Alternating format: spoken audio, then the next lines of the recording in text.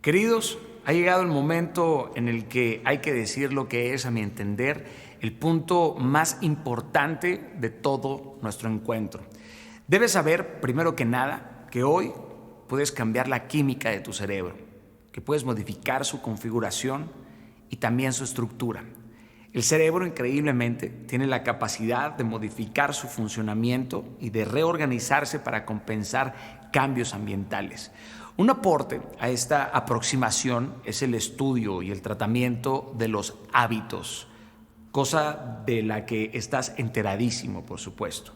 Pero los hallazgos que se encuentran en diferentes investigaciones hablan en buena medida de este tema que nos interesa. Fíjate bien lo que dicen algunas investigaciones recientes en donde se han descubierto que los hábitos están grabados en el cerebro. Y quiero aclarar esto, no lo estoy diciendo en un sentido figurado. Cuando te digo que tus hábitos están grabados en tu cerebro, es que están físicamente en tu cerebro, como si fuera el surco de aquellos viejos discos de vinil que escuchaba tu abuelo. Bueno, pues el cerebro guarda los hábitos porque son mecanismos para ahorrar esfuerzo, o sea, que deciden reducir el consumo de energía.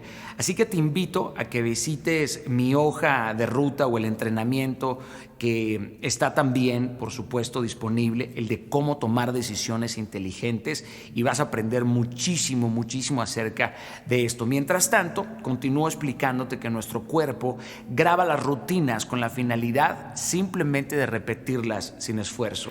Como nuestro cerebro no sabe diferenciar entre un hábito bueno y un hábito malo, simplemente graba ambos en el mismo lugar. Interesantísimo, ¿cierto? Es decir, en el mismo lugar en el que está grabado el hábito de levantarse y hacer ejercicio, ahí mismo vas a hallar el de levantarte y encender un cigarro. Es por ello por lo que cuando nos premiamos con las cosas equivocadas, inmediatamente reforzamos también los hábitos negativos. Quiero ser muy claro con esto. Cuando te esfuerzas en imponer un hábito positivo, estás borrando el surco del anterior, creando otro.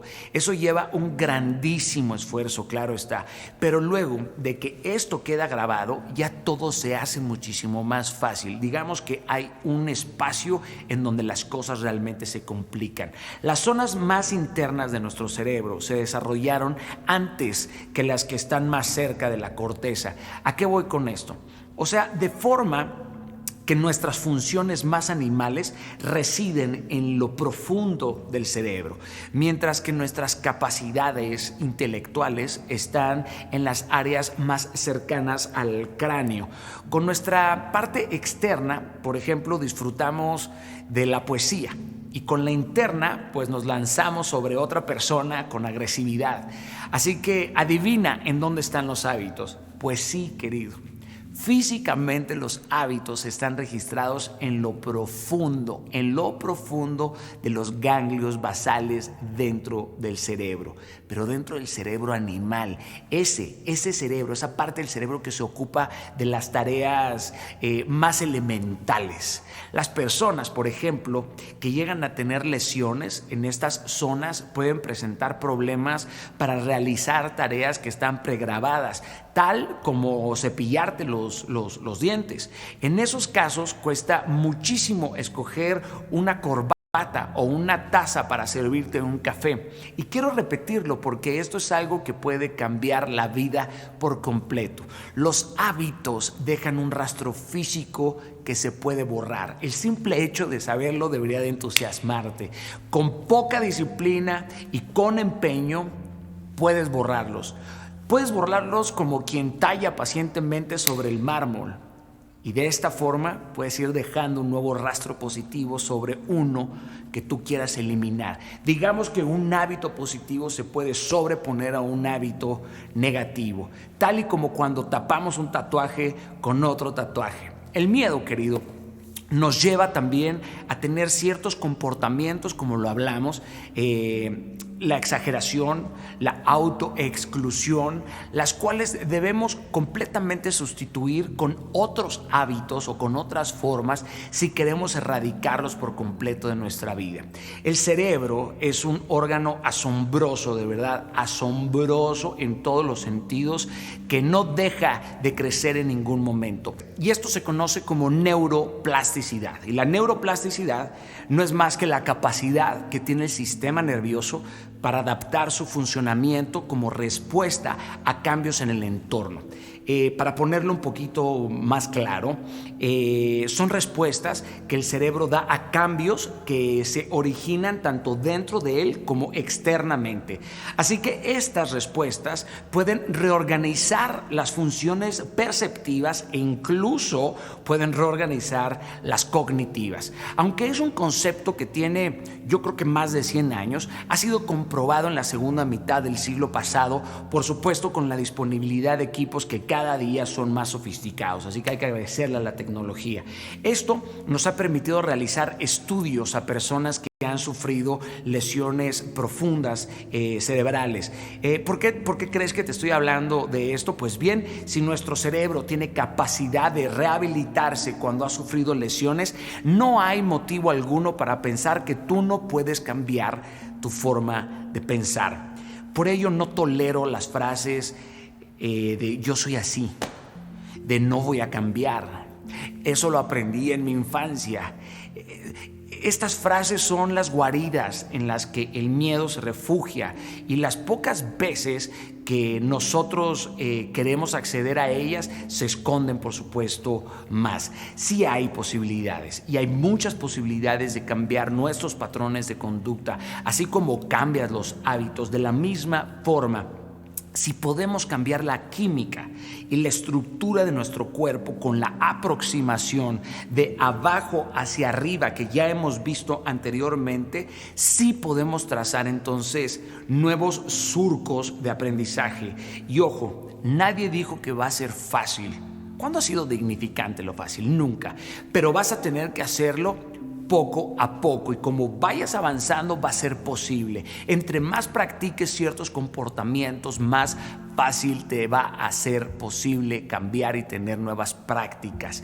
Así que tienes que tomar en consideración lo siguiente, que es muy importante: la plasticidad ocurre aun cuando no sepamos. Es decir, que cada vez que actuamos estamos modificando la forma en la que opera todo nuestro cerebro. Si nos refugiamos en estas conductas evasivas, vamos a aumentar la posibilidad de continuar haciendo exactamente lo mismo. También, interesante, podemos cambiar la química utilizando medicamentos, pero en este espacio pues estamos aprendiendo los recursos que tiene a la mano, por supuesto, depender de una droga y depender de otros elementos externos.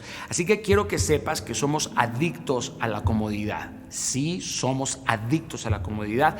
Tal y como lo oyes, el confort puede causar adicción, y cada vez que consumimos aquello a lo que nos hacemos adictos, pues por añadidura nos hundimos más.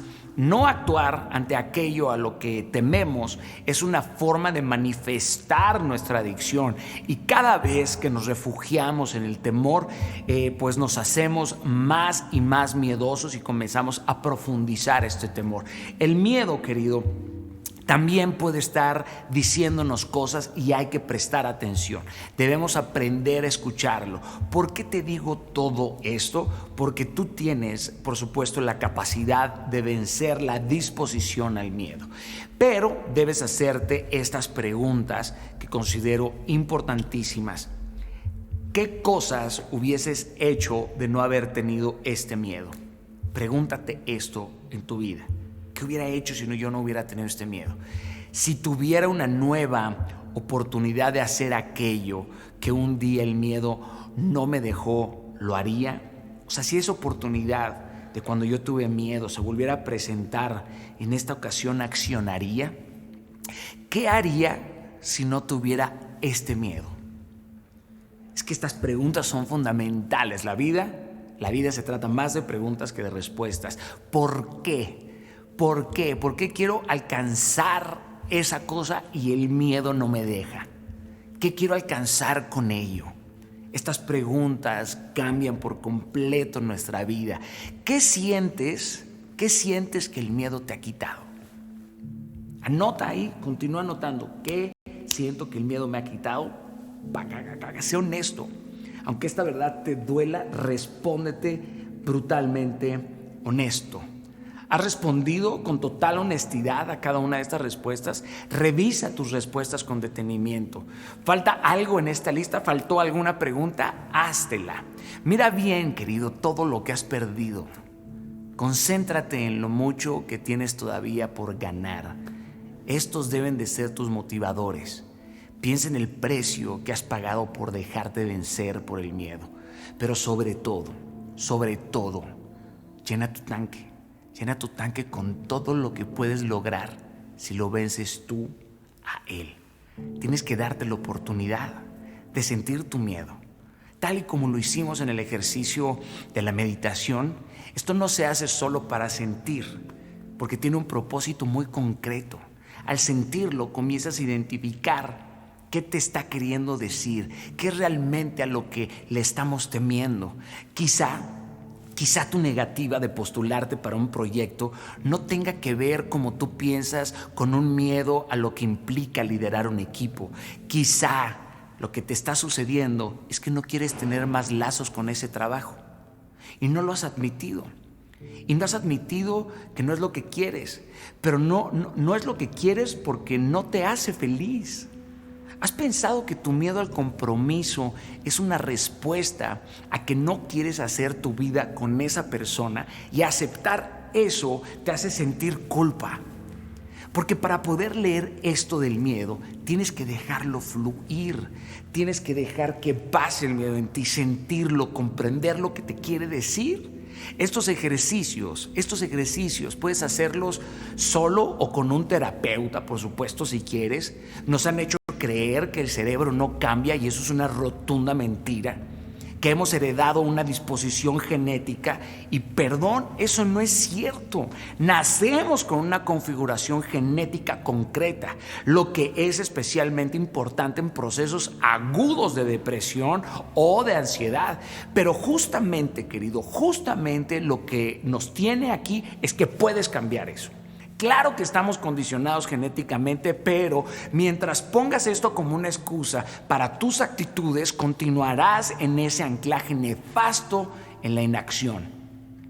Podemos modificar completamente esto, querido. Efectivamente, hay algo que proviene de nuestros padres y al nacer, pues terminamos por combinar todo esto que traemos de nuestros padres con una cantidad de experiencias que suelen ser independientes a nuestros padres, pero no siempre debe de ser así. Y mira, me quiero desviar un segundo porque quiero hablarte de la epigenética, que es algo que me voló la cabeza hace muchos años. Yo soy alguien de verdad que ha terminado por comprender el impacto de la epigenética. Epi quiere decir sobre, por encima, así puedes recordarlo. Puedes recordarlo, por ejemplo, con la palabra epidermis, porque la piel está por encima. ¿Capisci? La epigenética está sobre la genética y es una disciplina que se enfoca en los cambios hereditarios, pero que no se pueden atribuir a las alteraciones de las secuencias del ADN. Es fabuloso. Hace unos años nos habríamos reído de esto que te estoy diciendo, o nos hubiéramos reído de la idea de que pudiéramos heredar recuerdos. Pero hoy se ha comprobado, al menos en ciertas especies con las que se puede hoy por hoy experimentar, existe algo que se llama transmisión de conocimiento. Te voy a poner un ejemplo que es increíble. Las ratas. Las ratas pueden heredar el rechazo a ciertos olores cuando sus padres fueron condicionados para ello. Qué brutal, ¿cierto? Ciertos gusanos modifican la forma en la que buscan alimentos con patrones aprendidos de sus padres. Esto que te estoy diciendo abre una nueva forma de ver cómo funciona la naturaleza.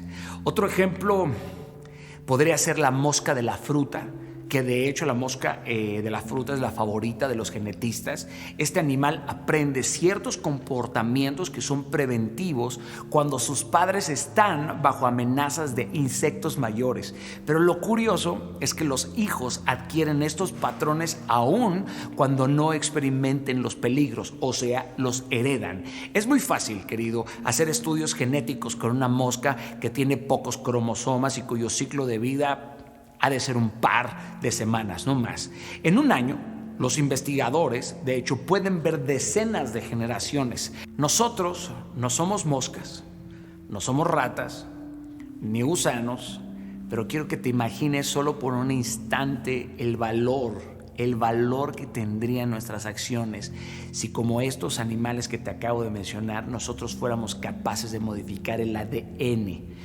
Que este ADN que nos dejaron lo pudiéramos modificar. Lo grandioso de esto y de muchos otros hallazgos es que hay indicios de que la conducta y los hábitos que escogemos pueden tener un impacto en nuestros descendientes. Increíble, ¿cierto? Esta perspectiva, con robusta ayuda científica, por supuesto, contradice buena parte de los postulados darwinianos que en el mundo entero se han enseñado. La epigenética se puede comparar con los acentos de las palabras, donde el ADN es el lenguaje y las modificaciones son los acentos. Tal y como te lo acabo de decir, es como lo menciona una científica del Instituto de Investigaciones del Genoma Humano. Esta investigación no cuenta con soporte científico, pero cuenta con una enorme popularidad porque ha terminado por llegar a nosotros que las creencias de la memoria celular en humanos es real. Hoy hay millones de personas, por ejemplo, haciendo tratamientos conocidos como constelaciones familiares, que tienen en el fondo una íntima relación con estos aportes científicos. Ojo, yo no avalo ni acredito estos postulados paracientíficos, pero no los quiero rechazar porque han servido de apoyo para muchísima gente. Así que preferiría que visitaras a un psicólogo o a un terapeuta en tu búsqueda por superar los miedos, pero si tu inclinación te lleva por caminos menos convencionales, también es bienvenido. Creo que en el futuro la tecnología nos va a tener grandes sorpresas, como la optogenética, que permitiría borrar malos recuerdos. Aquí entra un asunto de ética, pero no hablaremos de él. Esta es una técnica que permite identificar dónde están almacenados ciertos recuerdos y aparte podemos lograr inhibirlos con la aplicación de ciertos halos de luz. Imagínate, querido, que le temes a viajar en yate porque tuviste una experiencia traumática y que esta puede ser borrada con haces de luz. Suena interesante, ¿cierto?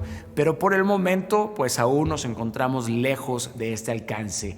No existe sin duda otro camino hoy por hoy que reformatear la configuración del miedo nosotros mismos. Porque ¿cuántas veces hemos escuchado la frase muerte cerebral? Una persona viva cuyo cerebro ha dejado de operar la mayor parte de sus funciones es muerte cerebral. Estoy seguro de que sí lo has escuchado, pero te apuesto que jamás has oído hablar de muerte cardíaca, porque esa no es una muerte, eso es una muerte en sí. Si el cerebro falla, el corazón queda a cargo. Quizás hayas leído que el intestino es el segundo cerebro porque tiene una enorme cantidad de neuronas, decenas de millones de hecho, pero también tenemos un tercer cerebro y es el corazón, con un número menor de neuronas, pero estas neuronas son capaces de sentir, aprender y recordar. Los primeros estudiosos del cuerpo humano aseguraban que nuestros recuerdos se alojaban ¿en dónde? En nuestro corazón. Siglos más tarde hemos descubierto que no estaban tan equivocados. En los últimos años, varios científicos se han unido a la idea, hasta entonces exclusiva de ciertas religiones orientales, de que en el corazón se asienta la conciencia, especialmente aquellos en términos de sentimientos profundos. En algún momento fuimos embriones, ¿cierto? La formación del intestino, la del corazón y la del cerebro, pues tienen un origen común. De allí que el miedo nos golpee casi al mismo tiempo en estos tres lugares. Para ello es fundamental que cambiemos las palabras, como ya hemos visto en ejercicios anteriores. ¿Cómo podemos resolver nuestros miedos si no somos capaces de definirlos? Esa es una pregunta importante. A nosotros vienen emociones. Estas son originadas por el sistema límbico y percibimos sus consecuencias como la sudoración, el aumento del ritmo cardíaco, el temblor en las manos. Estas son sensaciones que podemos determinar y en efecto hasta podemos medir. Ahora, si nos pasamos al tema de los sentimientos, resulta que los sentimientos son una interpretación que tenemos de las emociones y se pueden quedar con nosotros aun cuando el fenómeno físico pues haya pasado. ¿A qué voy con esto? Al obtener destrezas en poner etiquetas a nuestras emociones, somos mucho más eficientes para enfrentarlas y para poderlas canalizar con las acciones correctas. Debemos saber distinguir el miedo de la culpa, debemos saber distinguir el miedo de la ansiedad, de la depresión, de la vergüenza o del desánimo. Para cambiar hay que saber escoger las palabras adecuadas. Estas palabras llevan luz, llevan poder y siempre que se emplean con sabiduría tienen un impacto positivo en nuestra vida. Hay palabras que levantan y hay otras que simplemente destruyen. Con las palabras correctas hacemos reír o podemos hacer llorar a alguien. Con las palabras podemos herir o podemos curar a alguien. Con las palabras podemos vender o podemos negociar, pero también están allí para producir grandes transformaciones en nosotros. La manera en la que hablamos cada mañana a ese rostro que aparece en el espejo definirá cómo terminará de irnos el resto del día. Parece algo simple, pero tiene un impacto profundo. Del mismo modo, la forma en la que hablemos a nuestro espíritu determinará lo que experimentaremos en cada jornada. Las palabras se han utilizado para transformar el curso de la vida, para transformar el destino de una nación. Las palabras son emociones, pero sobre todo son acciones que abren un caudal en el río de nuestros pensamientos, cuyo cauce, si no es controlado, si no es dominado, termina por ahogarnos en las emociones incorrectas. Es por esto por lo que debemos cuidar las palabras y evaluar con mucho celo lo que sale de nuestra boca. Hay un milagro en tu boca. Deja de maldecir la oscuridad, bendice la luz para que aparezca. Cambia tu mundo cambiando tus palabras. Estar preocupado no es lo mismo que estar ansioso. La preocupación no tiene que ver con lo que entendemos como el miedo. Es un proceso totalmente mental que ocurre a consecuencia de nuestros pensamientos y por lo tanto lejos de nuestro cerebro primario, justo donde se origina la biología del miedo, de todo lo que hemos estado hablando. Así que si sabemos que la preocupación se debe a nuestros pensamientos, también podemos saber cómo invertirla. Estrés. Hablemos un poco del estrés. El estrés es una respuesta fisiológica a lo que nos causa preocupación. Es lo que sentimos cuando nuestra mente no deja de ponernos escenarios negativos. Sus efectos son muy indeseables, pero no podemos dejar de tenerlos porque escapan de nuestra capacidad para controlarlos. Se alojan en nuestro cerebro desde donde salen las órdenes para que se produzcan estas reacciones nocivas. De hecho, son muy similares a las reacciones que produce el miedo. Quiero hablarte de la ansiedad. La ansiedad corresponde a la conjunción de estos dos elementos, temor y estrés. No es el miedo en sí, sino el estado de alerta que te produce estar en un peligro o presentir un peligro. Cuando alguien se esconde y nos asusta de repente, se produce una respuesta inmediata, un susto. Pero si entramos a una casa del terror, por ejemplo, donde estamos ya esperando que algo suceda a cada momento, la ansiedad es la que nos permite estar completamente preparados para los eventos que están por venir. O sea que un exceso de ansiedad nos impide disfrutar de la vida y nos coloca en una situación endeble, porque la espera constante tiende a paralizarnos y nos enfoca en encontrar miedos en donde no los hay. La angustia es vivir atrapados en la casa del terror. El primer paso para enfrentar estas tres situaciones, estrés, ansiedad, es estar presente en el momento, comprender qué es lo que me está pasando.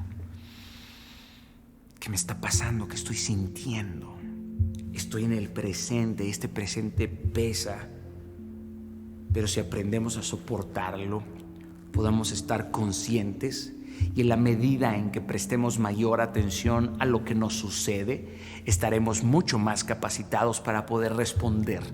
Vamos a mejorar nuestra habilidad, esa habilidad que al principio va a estar limitada, pero que poco a poco va a ir mejorando de forma paulatina.